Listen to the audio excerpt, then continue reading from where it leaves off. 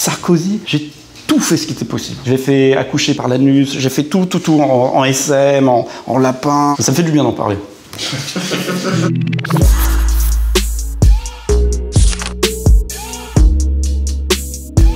Mes tout premiers dessins ressemblaient à ça. Je pense que c'est à peu près les dessins que font tous les gamins. Et le seul truc, c'est que ça, c'est plutôt inspiré des Shadok. Je pense que la seule différence, c'est que je voyais aussi, j'étais très inspiré par les dessins de mon père. Et dans les dessins de mon père, il y avait ça aussi à côté. Voilà. Plus jeune, je ressemblais à un truc comme ça. J'avais des lunettes rondes. Quand je suis arrivé à Paris, j'avais une longue coiffure. En fait, je ressemblais à un gland déjà à l'époque. Il y avait quelque chose d'un peu comme ça. Et effectivement, j'avais une espèce de coiffure très bizarre. Col roulé rouge. Et tout d'un coup, je ressemblais effectivement à une bite. C'était Guéluron. Du coup, c'est un chien qui ressemble un peu à Droopy. Putain, j'arrive pas à le faire. C'est peut-être de là d'où est née ma passion pour les chiens. C'est Gottlieb qui dessinait un chien un petit peu endormi. Ça ressemble pas du tout à Guéluron. Mais alors, pas du tout. Normalement, c'est un chien qui ressemble un peu à Droopy et qui est tout le temps en train de roupiller. J'arrive pas à dessiner comme Gottlieb. Tant mieux d'ailleurs, parce qu'il y en a qu'un. C'est quelque chose comme ça. Mon père me ressemble un peu. Il a un nez comme ça. Mon père, est-ce qu'il avait une moustache à l'époque? Je sais plus. Ouais, je crois. À l'époque, il était un peu comme ça. Il était plus maigre que maintenant. Voilà.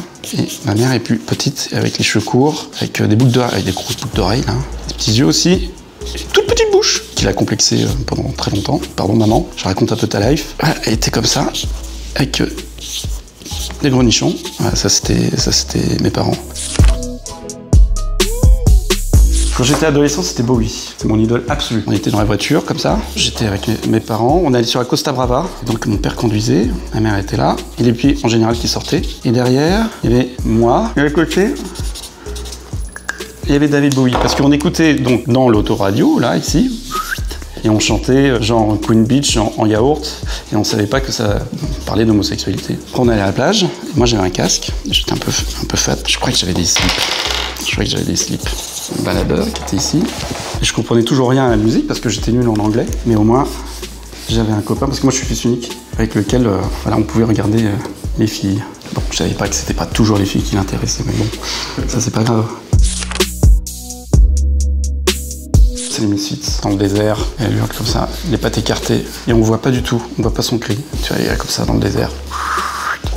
Je m'étais un peu obsédé par cette scène, donc du coup j'en ai fait un livre. Du coup dans ce livre, qui s'appelle Hollywood Menteur, il fallait que je vois ce qu'il se passait. Il fallait que j'aille voir cette jeune femme qui était en colère, et on n'a jamais photographié en colère. Alors du coup, je me suis rapproché et je l'ai dessinée de face. J'ai mis un temps fou à essayer de la dessiner en colère parce qu'en fait elle se ressemble pas. On la reconnaît pas quand elle est en colère. D'ailleurs c'était le désespoir de mon éditeur. On la reconnaît uniquement quand elle a la bouche pulpeuse, parce que ça nous arrange tous de voir Marilyn qui est uniquement un sex symbole, ou qui est juste une pauvre fille un peu perdue. Et moi, je me suis dit que c'était peut-être quelqu'un qui avait plus de choses à nous dire, puisqu'on ne trouvera jamais la réalité de Marilyn. Moi, j'avais décidé que mon fantasme, c'était de dessiner Marilyn en colère. Pour mieux la reconnaître, il faudrait mettre une mouche, sauf que la mouche, elle n'était pas pendant le film. La mouche, c'était fabriquée. C'est comme ses cheveux, c'était une perruque. Elle a les cheveux complètement niqués, la pauvre.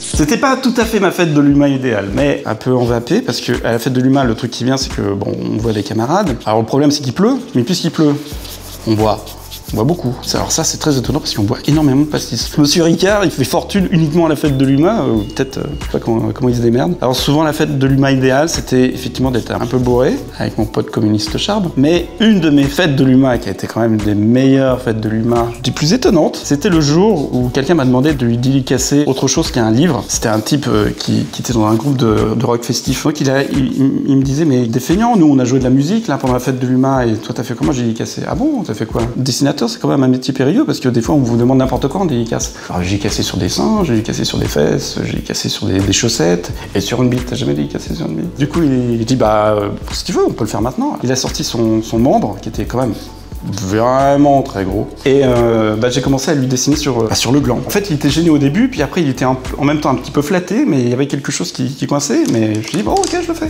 J'ai commencé à dessiner donc un œil, et c'est tout. Tout le monde a applaudi, évidemment, j'ai réussi à remporter le concours. Et à un moment donné, j'ai sorti un Tipex et je l'ai approché de la bite. Il dit tu fais quoi? Bah attends, je signe sur les couilles. Mais je signe toujours au Tipex. Et là, du coup, le type il a emballé son argent. La fête de l'humain, c'est beau, on se fait des amis. Ce qui a été le plus marrant à dessiner, c'était quand même Sarkozy. Sarkozy, c'est comme les jeans, ça va avec tout. Ça va en économique, ça va en politique, ça va en people, ça allait dans tous les sujets. Quand j'avais pas d'idée, j'ai dessiné Sarkozy. Sauf que là, je dessinerai pas Sarkozy parce que je me suis interdit de dessiner Sarkozy. Quand j'ai pas d'idée, je dessine Sarkozy. Donc plus je dessine Sarkozy, plus j'intègre l'idée que j'ai pas d'idée. Pour trouver des idées, il faut que j'arrête de dessiner Sarkozy. En plus, j'en ai marre. Cette tête d'abruti, j'en peux plus, quoi. Et il faut faire autre chose. J'étais devenu un peu dingue. J'avais pris tous mes originaux de Sarkozy, je les avais pesés. J'avais 18 kg d'œufs de Sarkozy. 18 kg d'œufs. Alors ce que j'ai fait, je les ai détruits. J'en ai détruit certains. D'autres, je les ai découpés pour faire comme des papillons. Je les ai mis dans les boîtes à papillons. D'autres, je les ai tipexés. J'ai aussi tiré dessus avec un fusil. Je l'ai découpé au cutter. Je l'ai mâché. Je les ai brûlés aussi. J'ai fait rouler un tracteur dessus. Et je l'avais aspiré dans un aspirateur Day One, qui est le plus petit aspirateur du monde. Donc je me disais, c'était très très bien d'imaginer quand même Sarkozy dans le plus petit aspirateur du monde. Au final, ça va beaucoup mieux maintenant.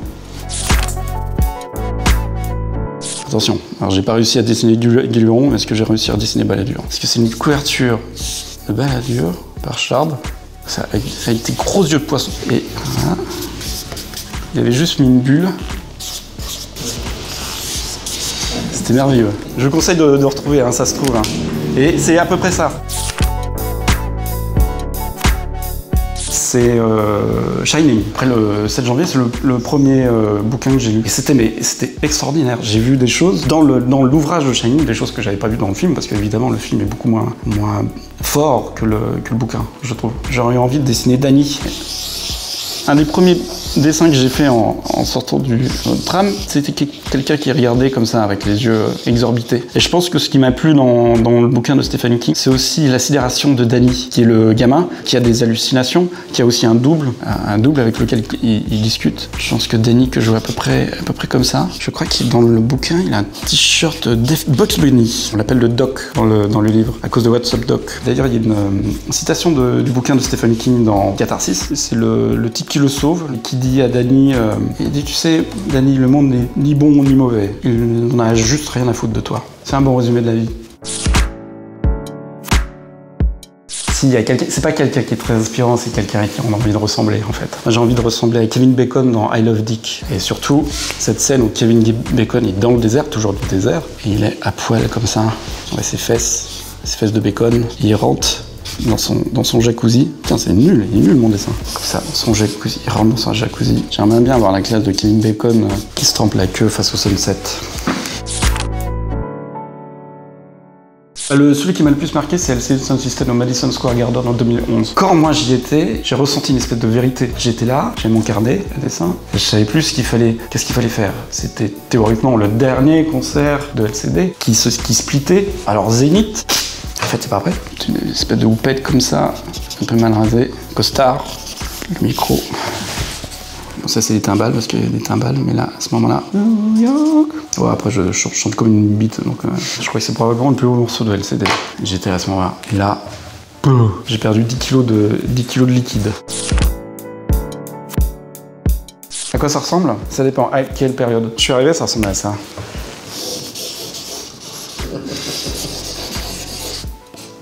C'était un monde super. J'ai après fumé à Charlie. Hein. Non mais c'était merveilleux, t'as l'impression que c'était un monde merveilleux où le cancer n'existait pas. Et si on se plonge là, si maintenant on revient tous là au début des années 90, on sentirait la clope et le vieux tabac. Moi, en fait finalement, peut-être que mon meilleur souvenir, c'est quand cet enfoiré de Chard a réussi avant même que la loi E20 ne passe, à réussir à convaincre tout le monde d'arrêter de fumer. Que les locaux étaient devenus non-fumeurs. Ce type, il est très très fort. Ce type, c'est mon maître. Peut-être aussi le moment, ouais.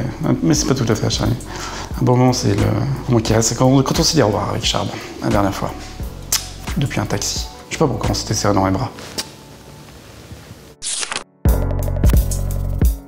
Non mais c'est pas évident parce qu'un grand ou un petit, enfin et après ça fait, c'est parce qu'en plus ça lui, enfin. C'est Sarkozy. Ah non alors là.